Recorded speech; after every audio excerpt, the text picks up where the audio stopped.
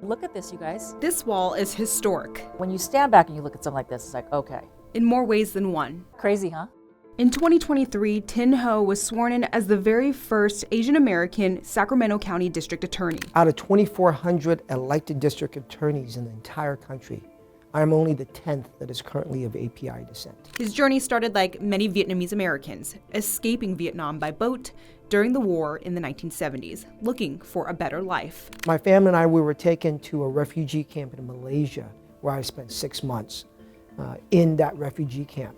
Eventually we were sponsored, and eventually we made our way to San Jose, where I grew up. Ho got into law because he wanted to see more people like him and believed representation mattered. In 2019, the American Bar Foundation found only 14 Asian Americans were elected as prosecutors nationwide out of nearly 2,400. The more representation that you have, the more that you can then serve the community in a way that is reflective of the community. In 2024, that representation is obvious within this very office.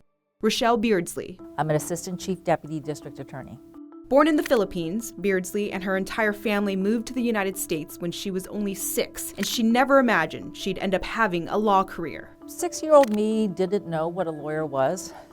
In the Philippines, there was a dictatorship. My family lived through. But after a very special internship, Beardsley was hooked. I interned at the DA's office. My first year in law school, I went to Davis for law school.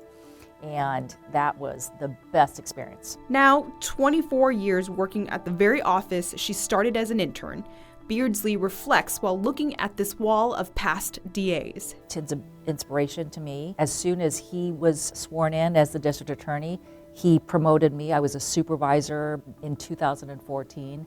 And then when he was sworn in 2023, Thien promoted me to assistant chief to run the Community and Government Relations Bureau.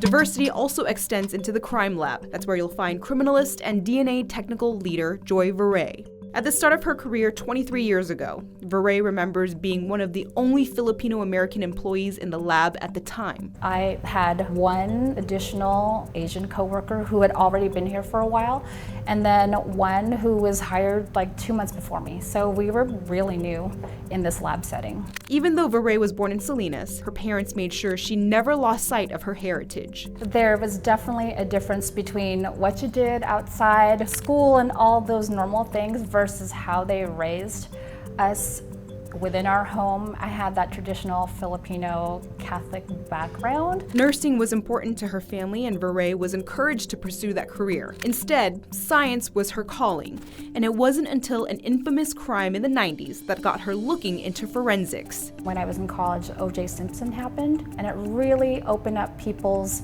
awareness of forensic science. And I was a genetics major, so I decided to pursue that. Since the start of her career, Veray is one of many AAPI employees within the DA's office. I would see no different, a trend growing as time goes on of increased representation. It's a goal DA Ho says he's hoping will take off nationwide. We're creating a pipeline of other leaders so that Asian prosecutors, so that we have API people apply and become prosecutors, and that they then become supervisors, and that they then become executives.